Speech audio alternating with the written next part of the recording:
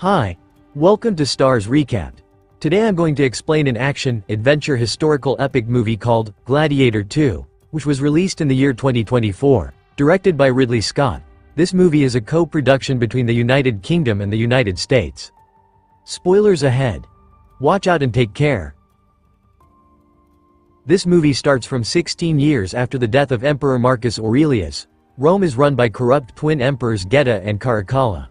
Aurelius' dream of a perfect Rome has fallen because the twins' aggression is spreading through the empire and slowly bringing it down, so the fall of the great city is inevitable. In the North African kingdom of Numidia, Hanno lives a calm life with his wife Arishot. However, peace is interrupted when sirens announce an invasion by the Roman army.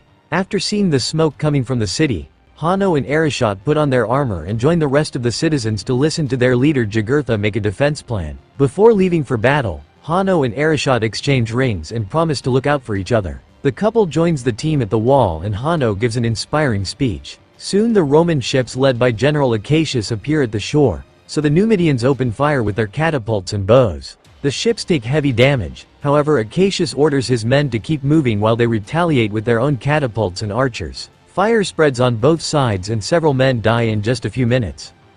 Once the ships reach the fortress, the Roman army lowers some platforms and invades. Acacius continues to lead as he brings down soldier after soldier with his sword and no mercy. Hanno does the same on his side, killing Romans at impressive speed. As the Romans storm into the fortress with the strength of their shields as protection, Arishot shoots her arrows from above, offering cover for the sword fighters. When Acacius sees her, he orders his own archers to fire back and Arishot is shot dead. Hanno watches in horror how her body falls into the sea and a Roman hits him from behind, making him fall as well.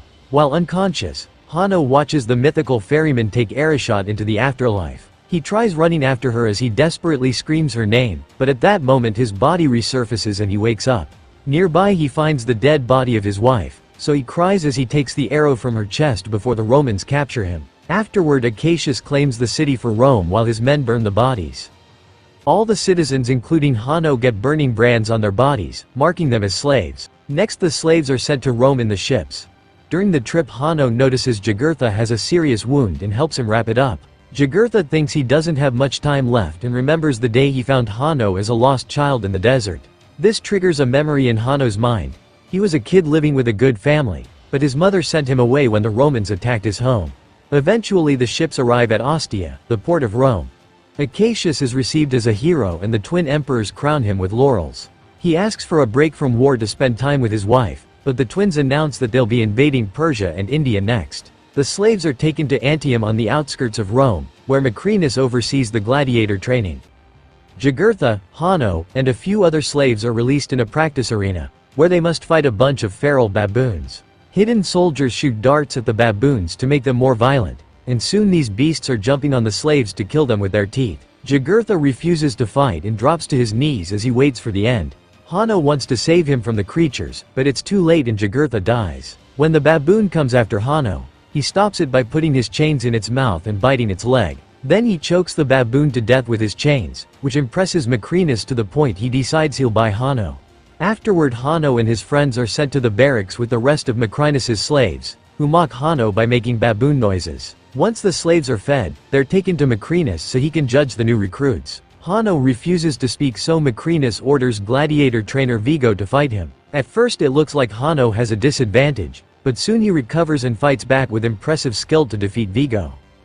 Then Hanno is sent to the private chambers, where Maximus explains he chooses gladiators for their rage and Hanno has lots of it. Hanno finally talks to say his goal is to kill Acacius, and Maximus explains he can achieve that if he wins enough fights in Rome. Meanwhile Acacius reunites with his wife Lucilla, the daughter of the previous emperor. He admits he's tired of the twins' tyranny, so he and Lucilla begin making plans to rebel against the emperors and make Rome great again. Sometime later Maximus brings Hanno to a party in the city thrown by Senator Thrax. Hanno and one of Thrax's slaves are forced to fight with swords to death in front of the emperors. At first Hanno refuses to kill and attacks the other man using furniture and any object he can find around, but the guy refuses to surrender so Hanno has no choice but to stab him with the sword. Geta is very impressed and asks Hanno where he's from, but Hanno answers with a quote about hell from Virgil's The Aeneid. Thankfully the emperors find the poetry amusing and look forward to seeing Hanno in the arena. After the party, Macrinas scolds Hanno for getting cheeky in front of the emperors and asks where he learned such words. Hanno says his city had a Roman prisoner and he picked up a few stories from him, but Macrinas doesn't believe him. To Hanno's shock, he's paid 2 coins for the fight and learns that gladiators can save up to buy their freedom. That night in a hidden chamber, Lucilla and Acacius meet with a few senators to share their plans to save Rome. Acacius explains the Roman army is loyal to him and the senators agree to support him. A few days later, Hanno and other slaves are brought to Rome for the gladiator games in the Coliseum. They are impressed by the architecture and the statues, but they also notice all the poor people on the streets. Macrinas meets with Thrax and they agree to double their bets. At the Coliseum, the emperors receive Acacius and Lucilla on the main seats and the crowd chants the general's name. After a few words from Acacius, the slaves enter the arena and gladiator champion Glycio comes in riding a rhino. Hanno acts as the group leader and makes a strategy to dodge the rhino's attacks. At first it goes well, but soon a slave is knocked down.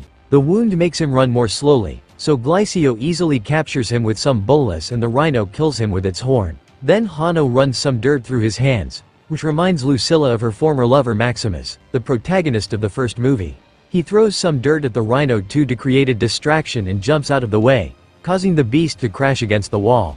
Glycio falls off the rhino and gets injured, but he can still move and goes after Hanno. As the men fight and beat each other up, Geta remembers the quote Hanno shared at the party and Lucilla takes it as another clue. Hanno and Glycio continue to fight fiercely using any weapon they can pick up around the arena. When Glycio manages to knock Hanno down, Caracalla chooses blood, but Lucilla asks for mercy. Geta gives a thumbs up to spare Hanno, who says he doesn't want to be pitied by the Romans and starts fighting again. In just a few moves, he manages to stab Glycio and the crowd chants the word, kill.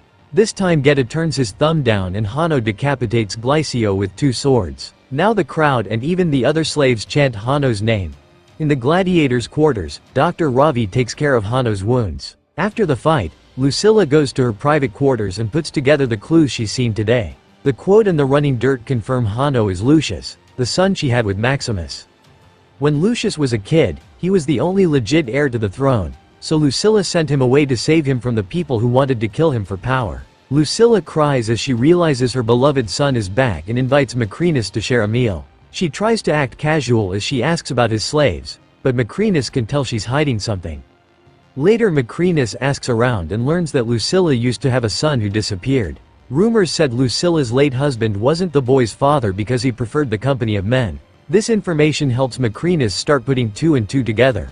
In the evening, Lucilla escapes through a hidden tunnel and meets with a senator friend, who sneaks her into the gladiators' cells. Hanno reveals he does remember her and his real name, but he says Lucius is dead and he's only Hanno now. Lucilla tries to explain herself, however Hanno angrily yells at her and kicks her out. When Lucilla returns home, she tells Acacius that her son is alive and begs for his help, which is overheard by a maid. The next morning Hanno is training with the other slaves, but Vigo is still bitter and sends the group away to make Hanno handle the rowing mechanism alone. At the end of the day Hanno's hands are raw, so Ravi takes care of them while sharing his story. Ravi is a free man and could have already returned to his homeland, but he met a woman so they started a new life here in Rome. The next gladiator fight will be on ships. The arena is filled with water and a few sharks are swimming in it.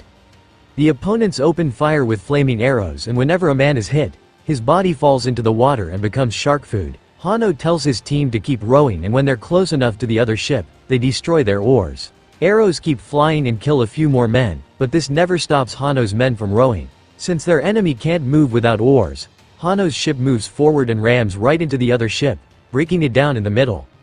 Then Hanno and his men jump on the enemy's boat to start killing them one by one. More bodies fall into the water as the broken ship is pushed against the wall, putting Hanno near the main seats. He grabs a crossbow and shoots at Acacius, but a fighter pushes him at the last second and he misses. The arrow lands between the twins, who think this was a personal attack. After the fight, the slaves chant Hanno's name again. Vigo comes to scold Hanno for his crossbow trick, but Hanno says Vigo should be glad the arrow wasn't for him. Meanwhile Lucilla's maid shares all the secrets with Thrax. Later Macrinas comes to Thrax's home to pick up all the money from their bets, pointing out this is his house now. Instead of money Thrax pays him with secrets. There are rebels planning to dethrone the twins, however that plan has been delayed until certain gladiator is rescued from the arena. That night, the palace soldiers pick Lucilla up at her home. In the gladiators' quarters, Acacius and his men are sneaking in to rescue Hanno. However, the emperor's soldiers are already waiting to quickly shoot the men with arrows before capturing Acacius. The couple is taken to see the twins and Geta scolds them for their betrayal, only for Acacius to laugh at him. This enrages Caracalla, who grabs a sword and tries to kill Acacius. Geta immediately stops him, saying the punishment must be public. After the couple is taken to a cell, Macrinas points out that crucifixion is for thieves and Acacius is a hero. So if the emperors want to stay on the citizens' good side, sending Acacius to the arena would be a better idea. The next day Ravi shows Hanno the shrine to the gladiator champions and Hanno notices that Maximus' name has been scratched off. But in Maximus' grave, his armor and swords are still kept in good condition. On the wall Hanno reads, "What we do in this life echoes in eternity." For the next gladiator fight, extra soldiers are protecting the main seats and Lucilla is kept in shackles. Acacius is the first gladiator and he must fight against soldiers of the Praetorian Guard. Having so many opponents isn't easy and Acacius is wounded a couple of times, but he's still a magnificent warrior and manages to kill every soldier with his sword. Next Hanno is sent out and starts fighting Acacius, so the crowd doesn't know who to cheer for. Both men are excellent fighters and the battle goes on for a while without signs of ending soon. Eventually Acacius gets tired, so he tells Hanno he knows his real identity and drops his swords before raising his hand as a sign of surrender. Geta immediately puts his thumb down, but before Hanno can raise his sword, Acacius explains he truly loves Lucilla and he would have died for Maximus. This makes Hanno drop his sword too and the emperors get angry, so they order the archers to proceed with the execution. The arrows immediately kill Acacius and Hanno asks the crowd if this is how Rome treats its heroes, because then the citizens should expect to be treated worse. Then the crowd begins booing the emperors and the guards keep the people back while their leaders leave the Coliseum. In the evening Macrinas visits Hanno to ask him why he let Acacius live. Hanno explains building a better Rome is possible, but Macrinas thinks that's an impossible dream and reminds Hanno he's just a tool. On the streets, the citizens are rioting and starting fires all over the place as they ask for the twins' heads. The soldiers try to stop them, but the crowd fights them and overwhelms them with their numbers. In the royal chambers, Geta and Caracalla begin arguing over what to do and Caracalla blames everything on Geta, who responds by throwing water at his brother's face. Caracalla storms out of the room and Macrinas follows him to manipulate him. He says that Geta will blame Caracalla for everything in public so Caracalla should confront him. Tired of having to share everything, Caracalla grabs a blade and cuts his brother's hand. Geta stops him from going further and reminds Caracalla that he loves him, causing him to hesitate. Suddenly Macrinas appears behind Caracalla and guides his hand to slash Geta's neck a few times before stabbing him. In the morning Lucilla visits Hanno and gives him Maximus' ring. In return Hanno shares his condolences before they reconcile with a hug. Meanwhile Caracalla takes over the throne and announces his monkey will be his first consul while Macrinas will be his second. Macrinas presents Geta's head to the senators and explains he needs more power to protect their government, so they vote to make him leader of the Praetorian Guard. Afterward Macrinas visits Lucilla to tell her that he used to be a slave for her father, and now he plans to end the imperial bloodline by becoming emperor himself. At the same time Hanno gives the ring to Ravi, asking him to take it to Acacius' army in Ostia. Before leaving, Ravi gives Hanno the cell keys. The next day Ravi has to avoid a few guards to reach the general, who immediately agrees to help when hears the ring was sent by Lucius, the Prince of Rome. At the Coliseum, Vigo announces this will be Hanno's last fight and shows him the wooden sword of freedom, which he can win if he defends his mother. Suddenly Hanno opens the cell door and knocks Vigo down before slowly killing him with the wooden sword. The other slaves also come out of their cells and quickly kill all the guards who try to stop them. While the slaves open the way, Hanno goes to his father's grave to take his sword and armor. He still has the arrow that killed Arishot and tells it to wait for him. Afterward Hanno gives an inspiring speech to the slaves, who all agree to fight for their freedom. Then he enters the arena and finds Lucilla tied to a post surrounded by rebel senators while the crowd chants his name. Royal soldiers enter the arena too and the crowd boos them, but before they can attack, the slaves rush in to help Hanno fight with fair numbers. As a fierce battle ensues, Caracalla gets excited, but Macrinas is frustrated and tells a commander to call the cavalry. However, this can't be done because the cavalry is protecting the city since Acacius' old army is coming from Ostia to invade.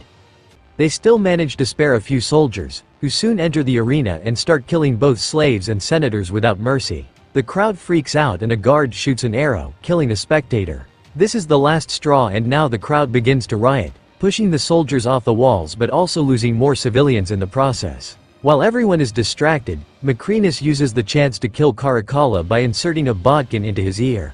In the arena, enough soldiers have been killed to create an opening and Hanno tries to rescue his mother. At that moment Macrinas shoots an arrow that pierces Lucilla's heart, so she gives Hanno her last words of encouragement before dying.